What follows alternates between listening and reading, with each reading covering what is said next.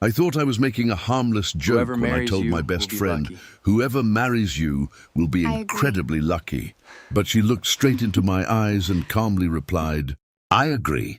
I laughed at first until I realized she wasn't joking. Before we discover who she had been waiting for all these years, please like this story, share it with someone who loves heart-touching stories, and subscribe to StoryMun for more emotional stories. And tell us in the comments where you're watching from, because sometimes the person you're looking for isn't somewhere out there.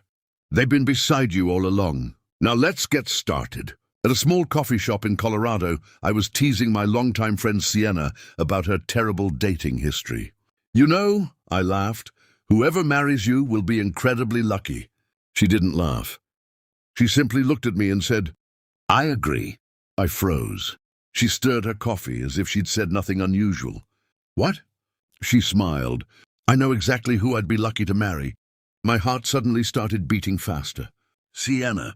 She looked at me. You've been my best friend for 6 years. I know. And every man I've dated eventually asked why I compared them to you. I stared at her. You compared them to me? She nodded. Not intentionally? She lowered her eyes. They just never felt like you. For once, I had no clever reply. Then she whispered, because I was never looking for someone better than you. I was waiting for you to notice me. I stared at her, remembering every birthday we'd celebrated, every late-night call, and every time she'd somehow been there when I needed someone. Why didn't you ever tell me? She gave a nervous smile. Because I was terrified you'd laugh. I'm not laughing. I know. She reached across the table and gently touched my hand. I've loved you for years.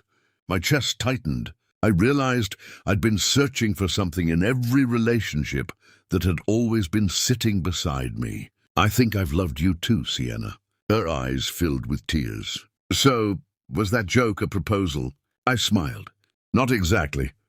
She raised an eyebrow. Then you should probably do better.